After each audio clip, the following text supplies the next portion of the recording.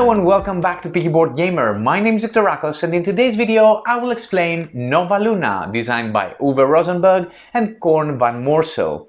Now this is a very popular abstract game for 1 to 4 players, which plays in less than an hour. Let's move to the table and see how the game is played. In the game, players take turns taking one tile from the moon wheel. Tiles depict a cost in time as well as tasks that players will try to accomplish. After players pay the time cost, they place the tile in their play area, creating a grid of interconnecting tiles. With efficient placement, players will manage to accomplish the tasks depicted on these tiles, and after they do so, they cover them using their tokens. The first player who uses the last of their tokens will win in the game of Nova Luna. At first, each player selects a color and takes the set of 21 tokens of the corresponding color. Until you build up your playing speed, you can play with less tokens. In this case, in a 3-player game, each player starts with 18 tokens, and if it is a 4-player game, with only 16 tokens. After you shuffle all of the tiles, create any number of face-down stacks and place them around the table. Place the moon wheel in the middle of the table. The wheel has 12 tile recessions around it and also a moon track meant for the player turn order. Take one token from each player and with them create a stack using any random way, placing it in the new moon space of the moon track. Then place the moon token in the recession right above this moon space. Using the tile stacks, place one tile into each recession, moving clockwise from the moon token. Tiles should be placed facing upwards in any orientation. Make sure that each player has enough space for their personal playing area, and the game is now ready to start. In the course of the game, players alternate turns, but not in a fixed clockwise or anti-clockwise order. It is determined by the player's markers on this circular track.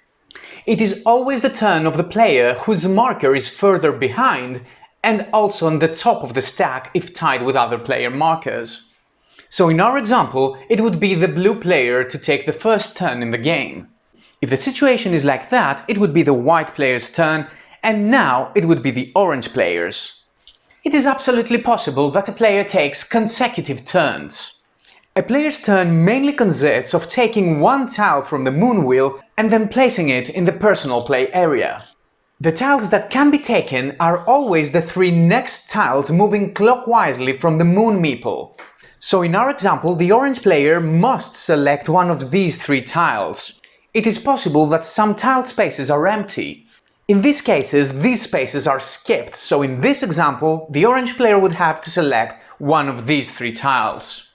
Let's say the orange player selects this tile. After selecting a tile, the player must move their track marker spaces equal to the number depicted on the chosen tile, in this case, 2 spaces clockwise.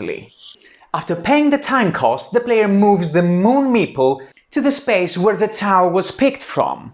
Now the player must proceed and place the chosen tile in their play area, but before moving to placement rule details, I would like to speak about some situations that eventually will appear in the course of the game. As players will be taking tiles from the moon wheel, eventually a player will have less than 3 tile options. When this happens, the player may either choose one of the current options or refill the moon wheel with new tiles from the supply. All of the spaces will be refilled except on the space with the moon meeple, moving clockwise from it, adding tiles one by one. So this space is filled first, then that one, and so on and so forth, and then the player makes the selection. If on a player's turn the moon wheel is completely empty, then the player must refill the wheel with new tiles. Finally, if there are not enough tiles in the supply to fill up all the empty spaces, you simply fill up as much as you can and the player proceeds with the remaining options. Players place the acquired tiles, creating their personal tableau. The first acquired tile simply starts this tableau. After the first tile, every next tile has to be orthogonally adjacent to at least one other tile in the tableau. And that's the only placement limitation. Also know that tile orientation has no meaning and there is no diagonal adjacency in the game. Apart from the time cost, tiles depict 0 to 3 tasks. After placing one tile, you need to check all tasks in all tiles in case one or more of them are satisfied. For when you do so, you cover them with one of your tokens and this brings you closer to victory. The tile's background color is very important as it can be used to satisfy tasks on other tiles but not the tasks of its own. Tasks contain 1 to 4 same color or different color circles. For the task to be satisfied, the tile has to be connected with other tiles of the indicated colors in a specific way. So this tile here has to be connected to 4 blue tiles, but this tile cannot contribute the color. It has to be other tiles. This task requires 3 red background tiles. Tasks can be satisfied in 2 ways. The red background tiles can be adjacent to the tile, so after I place the third one here, the task is automatically satisfied. If I placed this tile here, the task would automatically be satisfied because the tile is adjacent to 3 red tiles. The second way is to create a chain of same colored tiles required by the task, as long as the chain is adjacent to the task's tile. So if I place this red tile to any of these spaces I show you in the graphics, it would automatically satisfy the task. You can also combine the 2 ways I just explained. So this task requiring 3 red tiles can be satisfied by having one adjacent tile and an adjacent chain of 2 other red tiles. Also, chains of different colored tiles cannot contribute to satisfy a task. Take a look at this task requiring 1 turquoise and 1 yellow tile.